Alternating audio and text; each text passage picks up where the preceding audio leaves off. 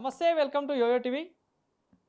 BRS party MLC Kalvakuntla Kavitha నిన్న కాక మొన్న ధర్నా పెట్టడం జరిగింది. అయితే కాళేశ్వరం కమిషన్ మీద మాజీ ముఖ్యమంత్రి కేసీఆర్కి నోటీసులు ఇచ్చారంటూ కూడా కాంగ్రెస్ పార్టీ అక్రమంగా ఈ కేసులు పెడతా ఉందన్నట్టు కూడా ధర్నాకు దిగడం జరిగింది. ఈ ధర్నాలో భాగంగా కాంగ్రెస్ పార్టీని అనేక అంశాలపై విమర్శిస్తూ ఉంది.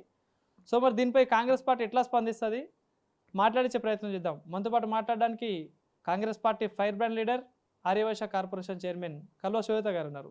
మేడం నమస్తే. నిన్న ధర్నా చౌక్లో కవిత ధర్నా చూసే ఉంటారు. అనేక విషయాలలో విమర్శిస్తూ ఉంది కాంగ్రెస్ పార్టీని. అది కేవలం అవును ఎట్లా ఏం చేస్తారు మరి ఆ వ్యాఖ్యల మీద మీ స్పందన ఏంటి? అసలు కాంగ్రెస్ని తిట్టడం కోసం పెట్టినట్లు కాదు, అది వాళ్ళ నాయనని మెప్పు పొందేటందుకు పెట్టినట్టున్నది. వాళ్ళ ఆయన దగ్గర రానిస్తలేడంటే వాళ్ళ నాయన ఆమెను కనీసం ఫామ్ హౌస్కి కాదు కదా, ఇంటికి కాదు కదా, టచ్ కూడా చేయనిస్తలేడంట. ఎప్పుడైతే జైలుకు పోయిందో అప్పటి నుంచి ఇప్పటి వరకు నాకున్నటువంటి చిన్న సమాచారం. కాబట్టి వాళ్ళ నాయన మెచ్చుకోవాలని అంటే ఇప్పుడు ఆమెకున్న ఏకైక ఆధారము, ఏకైక ఒక శక్తి కాంగ్రెస్ని తిట్టాలి. అట్లనన్నా మా నాయన దగ్గర రానిస్తాడేమో అని. పాపం అన్ని తంటాలు పడుతున్నది, జైలుకు వచ్చినాక వాళ్ళ నాయన కాళా ఎలా పడుతున్నది, కానీ వాళ్ళ నాయన కరిగేటట్లా కనబడతలేడు. కనీసం కవితకి ఏదన్నా అందులో ఉన్నటువంటి పదవి ఏదన్నా వర్కింగ్ అన్నకి ప్రెసిడెంట్ ఇచ్చి ఈమెకు వర్కింగ్ ప్రెసిడెంట్ ఏమని ఇస్తారో, లేకపోతే ఈమెకే ప్రెసిడెంట్ ఇస్తారేమో అని ఆశతో ఇవన్నీ చేస్తున్నది. నేను అంటున్నా ఇవన్నీ తంటాలు ఎందుకు, ఎట్లన్నా ఆడపిల్ల ఉన్నది, ఉసురు పెట్టుకోకు, ఇంత ఇచ్చేసేయి, ఎట్లన్నా నీ కొడుకునికి ఆస్తి వారసుడు ఎట్లన్నా అవుతాడు, మస్తు దోపిడీ చేసినావు. నాకు తెలిసినటువంటి విషయం ఏంటంటే కేటీఆర్ అయితే రాజకీయానికి పనికిరాడు. ఏమన్నా కంపెనీలు పెట్టుకుంటే ఆ కంపెనీలు నడుపుకునేడానికి, ఎందుకంటే ఈ తెలంగాణలో మస్తు దోపిడీ చేసింది ఉన్నది, మస్తు పైసల్ని, రాజకీయానికి పనికిరాడు. ఇక దోపిడీ చేసిన పైసల్ని ఇంకోటి ఉన్నది కదా, ఆయనకు వేరే వ్యవహారం ఉన్నది, ఆ వ్యవహారానికన్నా పని వస్తాడు, లేకపోతే వ్యాపారము ఏదైనా కంపెనీని నడుపుకోవడానికి పనికి వస్తుంది. పదవుల కోసం, కేవలం పదవుల కోసమే, ఆస్తుల కోసమే జరుగుతుంది అంటారు ఈ డ్రామా. 100% ఉట్టి ఆస్తులు. నేను ఎప్పుడో చెప్పిన, 4 ముక్కల ఆట, 4 స్తంభాల ఆట, పేకాట కట్టిన ఇల్లు కూలిపోతుంది అని ఎప్పుడో చెప్పిన నేను. ఇప్పుడు కాదు, నా ఎప్పుడో లాంగ్ బ్యాక్ వీడియోలు కూడా తీసి చూడవచ్చు. ఇప్పుడు వాళ్ళది కొంత నటన, కొంత వాస్తవము. ఇంట్లో కొట్లాడుకుంటున్నారు, ఒక్కరికొక్కరికి పడతలేదు. అప్పుడెప్పుడో నాకు 5-6 ఏళ్ల కిందనే వాళ్ళ అధికారంలో ఉన్నప్పుడే తల్లి దినాంగ కొట్లాడుతుండేనంట, కొడుకుకి జల్లి పగ్గాలు అప్పచెప్పు లేకపోతే బిడ్డ మీద పడుతుంది అని. ఏది ఏమైనా ఎప్పటి నుంచో కుంపట్లు ఉన్నాయి ఇంట్లో. ఆ కుంపట్లు అదేమంటారు, విసిరి గాలి వాన అయినట్ల ఇప్పుడు చిన్నగా అగ్గిపెట్టెతో ఒక పుల్లతో అంటించిండ్రు, కథం బగ్గుం అంటున్నది ఇప్పుడు వాళ్ళ ఇంట్లో. అది ఒక ఎత్తు అయితే, ఇంకోటి డెఫినెట్గా కవిత జైలుకు పోయేసి వచ్చింది. కేసీఆర్ కుటుంబం చిన్న భిన్నమైతే ఆనందపడేటోళ్ళు ఎవరు? బీజేపీ వాళ్ళు. దాన్ని కేసీఆర్ని లేదా 3 ముక్కల ఆట ఆడితే వాళ్ళ నుంచి కొంతమంది ఎమ్మెల్యేలు వస్తే మా దగ్గరకు వస్తారేమో అని వీళ్ళు కాచుకొని కూర్చున్నారు. అటు ఇటు పోయి లాభపడదాం అనేటోళ్ళు బీజేపీ వాళ్ళు.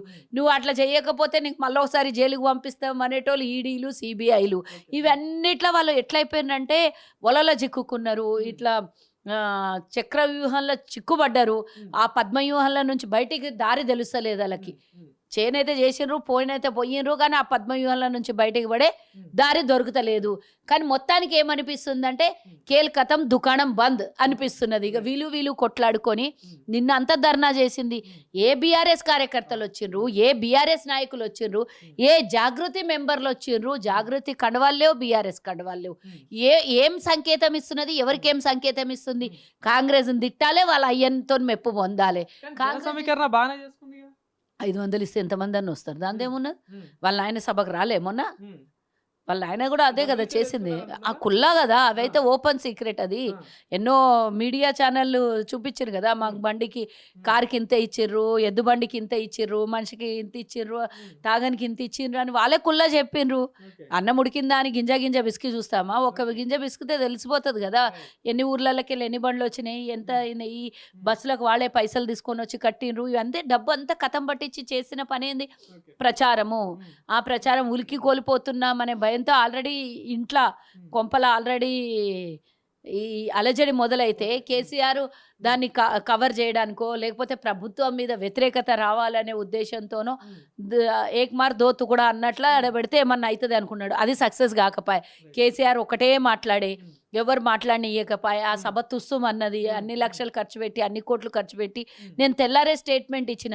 గీ కాంగ్రెస్ని తిట్టడానికి అయితే గంత దూరం పోయి గన్ని కోట్లు ఖర్చు పెట్టి ఎందుకు పెట్టాలి? నీ ఫామ్ హౌసో లేకపోతే మీ టీఆర్ఎస్ భవన్లోనో పిలిచి పాపం మీడియాకి ఇంత చాయ్ పాని ఇచ్చింటే అందరిని పిలిస్తే 1 లక్ష 2 లక్షలలో ఈ తిట్టుడు అయిపోతుండే. కాంగ్రెస్ని తిట్టాలంటే గంత దూరం పోయి కొండందోవి ఎలకను పట్టినట్టు గంత దూరం పోయి కాంగ్రెస్ని తిడితివి. మీ 25 సంవత్సరాల సెలబ్రేషన్ కన్నా ఎక్కువ మమ్మల్ని తిట్టుడే సరిపోయింది అది. సో ఏది ఏమైనా వాళ్ళు పప్పులో కాలేస్తుర్రు, చక్రవ్యూహంలో ఇరుక్కున్నారు. ఎవరి తరం కూడా కాదు ఇక ఆ కొంపను బాగు చేసేది. ఆ బీఆర్ఎస్ని ఎప్పుడైతే టీఆర్ఎస్ నుంచి బీఆర్ఎస్ మారిందో ఆ దరిద్రం అంతా జుట్టుకున్నది. ఆ దరిద్రంతో పాటు ఎవడో చెప్పింటాడు కేసీఆర్కి, అప్పుడు చేస్తుండే కదా రకరకాల పూజలు చేస్తుండే, రకరకాల సెంటిమెంట్లు వాడుతుండే. ఇక టీఆర్ఎస్ అనేది కొన్ని రోజులు అయితే ఇంటికి వాస్తు తప్పిపోతుంది, 100 సంవత్సరాలు దాటితే ఇల్లు కూలిపేయాలి అని అంటారు కట్టిన. అయితే ఇన్ని సంవత్సరాల తర్వాత టీఆర్ఎస్ బలం పోయింది, బీఆర్ఎస్గా మార్చుకో బలం పెరుగుతుందని. ఉన్న బలం పోయింది, బిడ్డ జైలుకు పోయింది. కాళేశ్వరం ప్రాజెక్ట్ సంబంధించి కూడా దేశంలోనే అతిపెద్ద లిఫ్ట్ ఇరిగేషన్ ప్రాజెక్ట్ అని చెప్పేసి బీఆర్ఎస్ గవర్నమెంట్ ఉన్నప్పుడు వీళ్ళు చెప్పుకున్న పరిస్థితి. సో ఇప్పుడు అందులో అవినీతి జరిగిందని చెప్పేసి ప్రధానంగా ఆరోపణలు వస్తా ఉన్నాయి. కమిషన్లో విచారణ కూడా హాజరు కావాల్సింది 11వ తారీఖు పోస్ట్ పోన్ అయింది. ఏంది మరి నిజంగా ఈ రోజు ఉండాల్సింది. సో ఈ రోజు ఈటల రాజేందర్ గారు వెళ్ళారు. సో ఏంది మరి నిజంగా కాళేశ్వరంలో అవినీతి జరిగిందని భావిస్తున్నారు? అవినీతి జరగకపోతే విచారణ ఎందుకు వస్తుంది? ఎందుకు జరగదు కదా. ఆ విచారణ అనేది ఎందుకు అయింది అని అంటే డెఫినెట్గా అవినీతి జరిగింది కాబట్టి. మేము ఆరోపణ చేయడం కాదు, ప్రజలకు తెలుసు, అధికారులకు తెలుసు, చట్టానికి తెలుసు అందులో జరిగింది అని. ఎందుకంటే ఈరోజు స్వయాన ఈటల రాజేందరే చెప్పిండట, ఇదంతా అందరు కమిటీ ఆధ్వర్యంలో జరిగిన విషయము అని చెప్పిండట. అంటే చెప్పకనే చెప్పిండు తప్పు జరిగిందని చెప్పిండు ఆయన. కేవలం ఆయన సేఫ్ సైడ్ కావడం కోసం చెప్పిండు అని ఆయన అనుకుంటున్నాడు. కానీ ఆయన ఒక ఆర్థిక శాఖ మంత్రిగా ఉండి ఆ తప్పులన్నీ కమిటీ చేస్తుంటే చూసుకుంటూ కూర్చుంటాడా? అంటే నీ శాఖకు విలువ లేదా నీకు? ఎవరు చెప్తే అది గడ్డి చెప్తే గడ్డి, పెండ చెప్తే పెండ, పెండ అంటే తినమంటే తింటావు, గడ్డి అంటే తినమంటే తింటావు, ఏది చెప్తే అది తింటావా? అంటే నీ శాఖకు నీకు విలువ లేదా? నేను కూడా టీఆర్ఎస్కి యజమానిని అని చెప్పినోనివి, ఆ కమిటీ అంతా తప్పు చేస్తుంటే ఎట్లా చూసుకుంటూ కూర్చున్నా అంటే ఆయన సేఫ్ సైడ్ అవ్వడానికి కోసం ఏదో 2 మాటలు చెప్పేసి వచ్చిండా. కొంతసేపు విచారణ జరిగితే కానీ అది బీడులు వాడడము, పర్రెలు వాడడము, కుంగిపోవడము ఇదైతే వాస్తవం కదా. అది ఎవరేమీ దాన్ని దాచిపెట్టలేరు. ఇంకా ముందుకొచ్చి కాంగ్రెస్ బాంబులు పెట్టిందంట. బాంబులు వెళ్తుంది, పేలితే ఎగిరిపోతుంది, పేలుతుంది, లోపలికి పోతుంది. బాంబులు పెడితే మీదికి లేస్తే ఎగిరిపోతుంది, ఏదన్నా పగిలిపోతుంది, బ్లాస్ట్ అవుతుంది. బాంబులు పెడితే భూమిలోకి పోతుంది, కుంగిపోతుంది. బాంబులు పెడితే గంత సెన్స్ లేని మాటలు ఎట్లా మాట్లాడతాడో. కేటీఆర్కి మతి తప్పిపోయింది. ఎందుకంటే అధికారం అనేది ఇట్లా లోపల కడుపు నిండా ఉన్నది. దోసుకున్నా ఇంకా దోసుకోవాలి, రాక్షస జాతి ఎట్లుంటది, ఆ రాక్షస జాతికి చెందినోడు కేటీఆర్. కాబట్టి కేవలం కాళేశ్వరం కమిషన్ కాదు, కాంగ్రెస్ కమిషన్ కేవలం కక్షపూరితంగానే ఇది కేసులు పెడతా ఉన్నారు కవిత మాట్లాడు. కమిషన్లు మాకెందుకు వస్తాయి? దాంట్లో మీరు చేసి మీరు అంతా తిని మా మీద ఏడుస్తే ఎట్లా? అబ్దుల్లాకే షాదీ మే బేగానా దివానా అన్నట్ల మీరు దీన్ని మమ్మల్ని ఎందుకు ఏది చేసినా మొత్తానికి కాంగ్రెస్ని సెంటర్ చేస్తారా? ఏమన్నా చేయని, మీ దోపిడీ చేసినా కాంగ్రెస్నే సెంటర్ చేస్తారు, కవిత జైలుకు పోయినా కాంగ్రెస్నే సెంటర్ చేస్తారు, లేదా ఆయన విచారణకు రాకపోయినా కాంగ్రెస్నే సెంటర్ చేస్తారు. అంటే మీకు ఏం దొరకకపోతే కాంగ్రెస్ ఒకటే దొరుకుతుందా? ఈరోజు కాంగ్రెస్ ప్రజాపాలన నడుస్తుంది, ఇచ్చిన హామీల్ని నిలబెట్టుకుంటుంది, ఒక్కొక్కటి పూర్తి చేస్తుంది. ఎంత కావాలన్నా అంత ప్రజలకు చెయ్యాలని ఆతృతంతో చేస్తున్నాం. రూపాయి రాష్ట్ర సంపదని ప్రతి రూపాయిని ప్రజలకు పంచడం కోసం మా ప్రభుత్వం అహర్నిశలు 14 నుంచి 16 గంటలు ఇప్పటి వరకు చూసినా 17 నెలల నుంచి ఏ మంత్రి అయినా సరే, మా ముఖ్యమంత్రి అయినా సరే ఒక్కరోజు సెలవు తీసుకున్న రోజు చూసినా ఆదివారం కూడా పనిచేస్తున్నారు మా వాళ్ళు. మాకు సెలవులు లేవు. మా ప్రభుత్వం వచ్చిన తర్వాత సెలవులు మీరే మింగేసినరు, ధనాన్ని మీరే మింగేసినరు, తెలంగాణలో అందరినీ పేదోళ్ళని చేసింది మీరే. అంతా మీరు చేసి అదేదో సినిమాలు అంటాడు చూడు, అంతా నువ్వే చేసి నాన్న ఇప్పటికి కూడా నా చెయ్యి నీ చేతిలో ఉంది నాన్న అన్నట్ట అంతా మీరు చేసి కాంగ్రెస్ మీద ఏడ్చుడేంది? నేను ప్రతి ప్రశ్నకు అప్పటి నుంచి అడుగుతున్నా. బీజేపీడు ప్రతి వేదిక మీద ఏటీఎం కార్డ్ అయిందన్నాడు కానీ విచారణకు ఆదేశాలు ఇవ్వలేదు, నోటీసులు ఇవ్వలేదు. ఒక్కరోజు కూడా వాళ్ళకి విచారణ చేయలేదు. గల్లీ మే కుస్తీ ఢిల్లీ మే దోస్తే అని అప్పుడు బతికినారు. ఇప్పటికి కూడా కాంగ్రెస్ ఏమైంది, 18 నెలలు అయింది అధికారంలోకి వచ్చి. అఫీషియల్ గా చెప్పేసింది కదా బీఆర్ఎస్ పార్టీని బీజేపీలో విలీనం చేసే కుట్రలు జరుగుతా ఉన్నాయి. అంటే అందుకనే నేను ఎప్పుడు కూడా చెప్తుంటా, తప్పు చేసినోడు దొంగ, ఇద్దరు కూడా ఎప్పటికైనా ఒక రోజు దొరుకుతారు. తప్పు చేసినోడు ఏదో ఒక ఆధారం వదిలేసిపోతాడు. అది బిడ్డనే అదేదో సినిమాలో అంటారు చూడు, ఎక్కడో ఉండర్రా మన చుట్టూ, మన ఇంట్లోనే బిడ్డల రూపంలో తిరుగుతూ ఉంటారు అన్నట్టు కవిత రూపంలో కేసీఆర్ బిడ్డ తిరుగుతోంది. సో నేనేమంటున్నా, కవిత ఎప్పుడో ఆమె అన్న మాటలు కాదు, మేము అనలేదా? పార్లమెంట్ ఎలక్షన్లకు మేము చెప్పినామా లేదా? డైరెక్ట్గా బూతులలో నిలబడి బీఆర్ఎస్ వాళ్ళు బీజేపీ కోట వేయించారు. అదే మాట కవిత చెప్పింది. ఇప్పుడు లేఖ రూపంలో చెప్పిందా, ఇంకో రూపంలో చెప్పిందా అనవసరం, అది కవిత వర్డ్సే అని చెప్తున్నా. ఆమెనే బయటకు వచ్చి చెప్పింది నేను రాసిన లేఖనే అని. సో కవిత అయితే చెప్పింది కదా, బీజేపీ వాళ్ళతో కలిసి ఉన్నాము అని చెప్పింది. ఈరోజు ఈయన మన గోషామాల్ ఎమ్మెల్యే రాజాసింగ్ అయితే మీ పార్టీడే కదా, ఇటు బీఆర్ఎస్ అవే చెప్పబట్టే బీజేపీ వాళ్ళతో కలిసిందని. మరి మా మీద ఎందుకు ఏడుస్తారు? అటు రాజాసింగ్ ఎన్ని తిట్టాల్లో అన్ని తిడుతున్నాడు వాళ్ళను. వీళ్ళు మీ దొంగతనం అంతా బయట పెడతా, నేను నన్ను సస్పెండ్ చేసి చూపియండి అని అంటున్నాడు. అంటే ఆయన అక్కడ బ్లాక్మెయిల్ చేస్తున్నాడు. ఎట్ ద సేమ్ టైం వాస్తవాలను కూడా చెప్తున్నాడు. బీజేపీ బీఆర్ఎస్ ఒకటే అని వాస్తవాలని చెప్తున్నాడు. ఎవరి యొక్క ఫండింగ్ చేస్తే వాళ్ళని విలీనం చేసుకుంటుంది బీజేపీ అని చెప్తున్నాడు. ఏదైతే కాళేశ్వరం దాంట్లో ప్రాజెక్ట్స్ విషయంలో కూడా కేసీఆర్కి నోటీసులు ఇస్తే తెలంగాణ ప్రజలకు అందరికి ఇచ్చినట్టు లెక్క అని చెప్పేసి కేసీఆర్ నోటీసులు వేయడం అంటే అది తెలంగాణ ప్రజలకే అవమానం అంటూ మాట్లాడుతూ ఉంది కవిత. అవును, మరి నువ్వు కడుపు నిండా అన్నం తింటే తెలంగాణ ప్రజలు తిన్నట్టే. 1200 మంది చచ్చిపోతే ఆ శవాల మీద కూర్చొని తెలంగాణ నేలినోడు తెలంగాణ ఆత్మ బలిదానం చేసుకున్న వాళ్ళది ఎటన్నా పోకోక మేము రాజులమైన అంటే నువ్వు ముఖ్యమంత్రి అయితే తెలంగాణ ప్రజలందరూ కడుపు నిండినట్టే. అంటే ఆ రోజు ధనిక రాష్ట్రం అని తెలంగాణ తెచ్చుకొని అందరిని పేదోళ్ళని చేసి మీరు ధనికులు అయిపోతే తెలంగాణ పాపం, అది తెలంగాణ ప్రజల పాపము, తెలంగాణ ఉద్యమకారుల పాపము. తెలంగాణ 4 కోట్ల మంది తప్పు చేసిండ్రు, ఎందుకంటే మీకు దోపిడీ చేసి పెట్టినాం కదా. ఒక మాట ఆమె అనడంలో పొరపాటు ఏం చేసిందంటే, అవును కేసీఆర్కి ఇచ్చినట్టే తెలంగాణ ప్రజలకు ఇచ్చినట్టే కేసీఆర్కి నోటీస్ ఇస్తే అంటే, అవును మరి కాళేశ్వరం దోపిడీ డబ్బులన్నీ ఎవరివి? తెలంగాణ ప్రజలవే కదా. గిట్లా అనేది గట్లా అంటుంది. ఈరోజు మా నాయన తెలంగాణ ప్రజలంతా దోసుకొని కాళేశ్వరంలో పెట్టిండి, ఈ పాపం ఊకేపోదు నాయన నీకు, ఈరోజు నోటీసులు తెలంగాణ ప్రజల ఉసురు దాకి నీకు నోటీస్ వచ్చింది నాయన అని గిట్లా అనేది పోయి గట్ట అంటుంది ఆమె. ఇట్లా చెప్పాలి వాళ్ళ నాయనకి, కానీ ఆమె వాళ్ళ నాయన దగ్గర ఏదో కొంచెం బటర్ రాసి ఆయనకు దగ్గర కావాలి, అది వాటా వాళ్ళ సంపాదించుకున్న వాటాని తీసుకోవాలి, ఆస్తుల వాటా తీసుకోవాలి, లేదా పార్టీలో అధికారం తీసుకోవాలి అని ఏదో ఒకటి కాకపడుతుంది వాళ్ళ నాయనకి.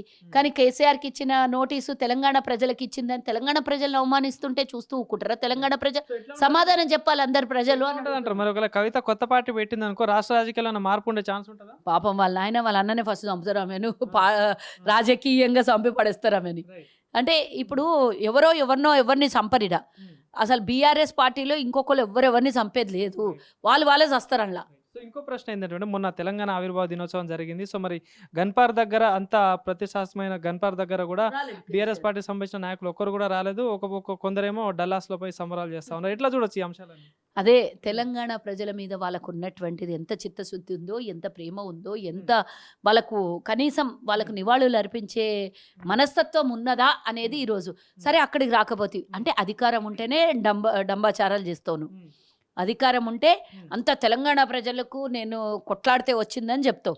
అధికారం పోయినాక కనీసం ఫామ్ హౌస్లో కూడా నివాళులు ఆర్టిఫిషియల్గా, నేను అంటున్నా ఆడికి రాకుండా ఒక ఆర్టిఫిషియల్ తెలంగాణ ఉద్యమకారులది ఒక ఇది పెట్టి వాళ్ళది పెట్టి కనీసం అక్కడన్నా నివాళులు అర్పించలేదు, లేదా టీఆర్ఎస్ భవన్లో కూడా చేయలేదు. ఒక్కడన్నా తెలంగాణ గన్ పార్కు రాకున్నా కనీసం ఆడ గన్ పార్క్ దగ్గర ఉన్నటువంటిది అమరవీరుల స్తూపం ఆర్టిఫిషియల్ది పెట్టుకున్న నివాళులు అర్పించని ఉంటారు. అట్లీస్ట్ వాళ్ళ ఆత్మ ఘోషిస్తుంది. ఈరోజు కేసీఆర్ మా మీద శవాల మీద ఏరుకొని 10 ఏళ్ళు తిన్నాడు. ఇప్పుడు కనీసం 10 ఏళ్ళు అయిపోయినాక అధికారం పోగానే మా పేరు చెప్పుకునే దుమ్మిడి చేసిండు తెలంగాణని మొత్తము. మరి ఈరోజు మేము చచ్చిపోయినాం, కనీసం ఎవరన్నా పెద్దలు చచ్చిపోతే ఏడాదికి ఒకసారి పిండము తద్దినము చేసుకుంటాం. మేము చచ్చిపోయి 11 సంవత్సరాలు అయింది తెలంగాణ కోసం. మలి దశలో చచ్చిపోయినాం, తొలి దశలో చనిపోయినాము. ఇంతమంది చచ్చిపోతే మా పేరు మీదే కదా కేసీఆర్ తెలంగాణ మీద దోపిడీ చేసాడు. కనీసం మాకు ఏడాదికి ఒకసారి మా పెద్దలన్నా తద్దినం పెడతాడు, కానీ దుర్మార్గుడు మా పైసా తిని మా కుటుంబానికి దూరం అయిపోతాం మేము. కానీ మా కుటుంబం ఏడాదికి ఒకసారి తలుచుకుంటుంది. కానీ ఈ దరిద్రుడు మా మీద దోపిడీ చేసి మమ్మల్ని కనీసం ఏడాదికోసారి కూడా నివాళులు అర్పిస్తలేడని వాళ్ళ ఆత్మ ఆల్రెడీ శాపం పెట్టి ఉంటుంది, అందుకనే కొంపగట్ట అవుతుంది. సో ఫైనల్ గా ఏం చెప్తున్నావు, ఈ ప్రస్తుత రాజకీయాలని ఇట్లా నడుస్తా ఉన్నాయి, సో ఏం చెప్తావు? రాజకీయాలు బాగున్నాయి, తెలంగాణలో ప్రజాపాలన నడుస్తుంది, అన్ని ముఖ్యంగా తెలంగాణ మహిళలకి ప్రభుత్వం ఇస్తున్నటువంటి ప్రతి ఒక్కటి మహిళలు ఈరోజు ఇంటిని ఏ విధంగా చక్కదిద్దితే ఇల్లు ఎట్లా బాగుంటుందో సమాజాన్ని కూడా చక్కదిద్దే పరిస్థితికి తెలంగాణ ప్రజలు రావాలని మా ముఖ్యమంత్రి అహర్నిశలు కష్టపడి ఏ స్కీమ్ తెచ్చినా ఫస్ట్ ఇప్పుడు ఇందిరమ్మ ఇండ్లు ఇచ్చినా మహిళల పేర్ల మీద. చివరగా ప్రశ్న మేడం, రాబోయే రోజులలో స్థానిక సంస్థల ఎన్నికలు రాబోతున్నాయి. సో మరి మీరు ఇచ్చిన 6 గ్యారెంటీలు ప్రజల్లో పూర్తి స్థాయిలో పోతున్నాయా, ప్రజలందరూ సంతోషంగా ఉన్నారంటే ఏం చెప్తారు? తిన్న ప్రతి ఒక్కడికి తెలుసు నువ్వు ఈరోజు ఏ విధంగా లాభం పొందుతున్నావో. కాంగ్రెస్కు ఉన్న ఒక దౌర్భాగ్యం, బాధాకరమైనటువంటి విషయం ఏంటంటే మేము చేస్తాం, ఈ చేత్తో చేసింది ఈ చేత్తోనికి తెలియనీయకుండా, ఈ కంటితో చేసింది ఈ కంటికి తెలియకుండా, మూడో వ్యక్తికి తెలియకుండా మేము చేసింది గుప్తదానం అంటారు, అట్లా అయిపోయింది మా పరిస్థితి. మేము చేసింది చెప్పుకోము. అదే గత ప్రభుత్వం కానీ బీజేపీ కానీ ఏం చెయ్యరు. ఆ రోజు నెహ్రూ స్థాపించిన సంస్థలు నమ్ముకొని ఈరోజు వాళ్ళు 10 లక్షల సూట్ వేసుకుంటారు. కేసీఆర్ తెలంగాణని ఇస్తే, తెలంగాణ ధనిక రాష్ట్రంకి ఇస్తే వడ్డించిన ఇస్త్రాకి మొత్తం తినేసి చింపి పడేసిండు. ఇస్త్రాకి కుక్కలు చింపిన ఇస్త్రాకి చేసిండు. అంటే మళ్ళా ఏ చిన్న పని చేసినా కోట్ల రూపాయలు యాడ్స్ ఇచ్చుకొని కోట్ల రూపాయల పబ్లిసిటీ చేసుకుంటే, కానీ కాంగ్రెస్కి అలాంటిది రాదు. మేము ఇచ్చినాము, తిన్నోనికి తెలుసు, తల్లి కడుపు పిల్లల కడుపు తల్లికి తెలుసు అన్నట్టు పిల్లలకి ఏం కావాలో అది సమకూర్చేది తల్లి. ఆ తల్లి లాంటి పిల్లలు నా బిడ్డలు తెలంగాణ ప్రజలని వాళ్ళకి సేవ చేసుకుంటూ పోతున్నాం, కానీ చెప్పుకునే అలవాటు లేకపోవటం కూడా ఒక రకమైనటువంటి బాధాకరమే. ఇప్పుడు నేను చెప్తున్నా, ఈరోజు మేము తెలంగాణ ప్రజలకు ఇస్తున్న లబ్ధిని గతంలో ఏ ప్రభుత్వం, దేశం మొత్తం కూడా ఏ ప్రభుత్వము ఇయ్యలేదు, ఏ రాష్ట్రం కూడా ఇయ్యలేదు. గతంలో మేము కూడా అధికారులు ఉన్నప్పుడు ఇంత మంచి స్కీమ్లు ఇంప్లిమెంట్ చేయలేదు. ఈరోజు రాష్ట్రం మొత్తము 4 కోట్ల మంది ఒక్కళ్ళకు వదలకుండా ప్రతి ఒక్కళ్ళ ఇంట్లో ఉన్న ప్రతి ఒక్కడు చిన్న పుట్టిన ఎవరైతే అన్నప్రసన్న చేసినప్పటి నుంచి అన్నం తింటారో పుట్టిన అన్నప్రసన్న చేసిన బిడ్డ కాడి నుంచి 4 కోట్ల మంది సన్నబియ్యం అన్నం తినాలని ఈరోజు తెలంగాణ ప్రజలకి ధనికుడైనా పేదోడైనా అందరింట్లో సన్నబియ్యం ఉండాలి, సన్నబియ్యం తినాలని ఈరోజు భారతదేశంలో ఎవరు చేయనటువంటి సాహసోపేతమైనటువంటి హిస్టారికల్ మేము చేసినటువంటి సన్నబియ్యం పథకం. మరి ఎవరు కూడా బస్సు ఉచితంగా ఈ కష్టాల్లో ఉన్నప్పుడు, బాగా ధనికంగా ఇచ్చుడు గొప్పేం కాదు, ఎవరు కూడా ఇయ్యనటువంటిది ఉచితంగా మహిళలకు బస్సు ఇస్తున్నాం. సుమారుగా ప్రతి ఒక్కటి నుంచి అచ్చంపేట నుంచి ఆదిలాబాద్ వరకు ఒక్కరోజు జర్నీ చేయాలంటే, ఒక్క కుటుంబంతో జర్నీ చేయాలంటే, ఒకవేళ 2-3 మహిళలు ఉండి 2 మగోళ్ళు ఉండి 5 మంది ప్రయాణం చేస్తే వాళ్ళకి ఆ రోజు 2-3 వేల రూపాయల ఆదాయం కలుగుతుంది. అలాంటిది ఒక నెలకి ఇక్కడ అక్కడ ఉద్యోగం చేసేటోలో, వ్యాపార పరంగానో, ఇంకో వివిధ కారణాల వల్లనో, ఈ తీర్థయాత్రలకో, మంచికో చెడుకో హాస్పిటల్కో ఇంకే దానికన్నా పోవాలనంటే సుమారుగా 2,000 నుంచి 3,000 రూపాయల ఆదాయం ఇండైరెక్ట్లీ వాళ్ళకు పొదుపు చేస్తున్నాం మేము. ఈరోజు ఉచిత బస్సు వల్ల 500 రూపాయలకు సిలిండర్ ఇచ్చి 1,200 సిలిండర్ని 500కి ఇచ్చి మిగతాదంతా ప్రభుత్వం భారం వస్తుంది. ఇదంతా ధనికంగా ఉన్నప్పుడు చేయాల్సినటువంటిది. కానీ ఈరోజు అప్పుల రాష్ట్రంలో కూడా మేము ఇలాంటి పనులు చేస్తున్నాం. 200 యూనిట్లకు ఉచిత కరెంట్ ఇస్తే మినిమం 800 నుంచి 1000 రూపాయల కరెంటు బిల్లు వస్తుంది.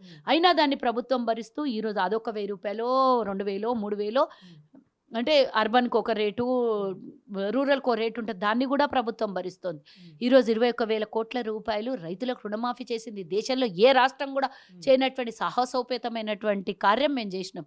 2 లక్షల రూపాయలు ఎట్ ఏ టైంలో మేము ఈరోజు ఇచ్చినాం. ప్రతి ఒక్కటి ఇలా చెప్పుకుంటూ పోతే స్పోర్ట్స్ యూనివర్సిటీలే కానీ, ఇంటిగ్రేటెడ్ విద్యా సంస్థలే కానివ్వండి, మహిళలకి వడ్డీ లేని రుణాలే కానివ్వండి, మహిళా సాధికారత కోసం మేము చేస్తున్నటువంటి పనులే కానివ్వండి, గురుకుల హాస్టళ్ళకే కానివ్వండి, డైట్ ఛార్జెస్ పెంచేసి, కాస్మెటిక్స్ ఛార్జెస్ పెంచేసి ప్రతి ఒక్కరికి విద్య, వైద్యం, ఉపాధి 3 కలిగించాలి అని ఎన్నో రకాలుగా ప్రయత్నం చేస్తూ ఇప్పుడు మొన్నటికి మొన్న 6,000 కోట్ల రూపాయలు రాజీవ్ యువ వికాసం కోసం కేటాయిస్తూ, ఇందిరమ్మ ఇండ్లనిస్తూ, ప్రతి నియోజకవర్గానికి మొదటి సంవత్సరం 3,500 ఇండ్లనిస్తూ, ఇమీడియట్గా మళ్ళీ 1,500 ఇండ్లను, సుమారుగా ఒక్క నియోజకవర్గానికి 5,000 ఇండ్లను కేటాయిస్తూ, ఈ విధంగా వచ్చిన 18 నెలల్లో ఇన్ని చేసుకుంటూ పోతున్నాం. ఇంకా చేస్తాం. మాదేమున్నది, ఇదేమన్నా మాదే డబ్బు, ప్రజల డబ్బే. కాబట్టి వచ్చిన ప్రతి రూపాయి, ఆ ప్రతి రూపాయిలో తెలంగాణ ప్రజల భాగస్వామ్యము, ప్రజలదే ఆ సొమ్ము, వాళ్ళకే అంకితం, వాళ్ళకే చేయాలి.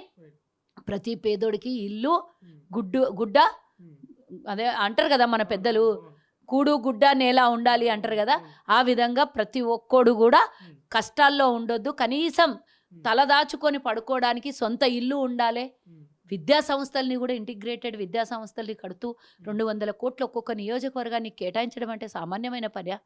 ఒక కార్పొరేట్ స్కూళ్ళ లాగా ఈరోజు తీర్చిదిద్దబోతున్నాం. ఇన్ని ఇస్తున్నాం మేము, తిన్నోడికి ప్రతి ఒక్కడికి తెలుస్తుంది కదా. అంతరాత్మ ఒప్పుకుంటుందా? మన ఇంటోడు పక్కింటోడు ఎప్పుడైనా పిలిచి భోజనానికి భోజనం పెడితేనే అయ్యో వాళ్ళు కనబడ్డప్పుడల్లా అయ్యో మనల్ని భోజనాన్ని పిలిచి మేము కూడా ఎప్పుడో ఒక రోజు పిలిచి వాళ్ళకి భోజనం పెట్టాలి, లేదా తిన్న రుణం మనకు ఉన్నది అనేది కొంచెమన్నా మనకు సెన్స్ ఉంటుంది.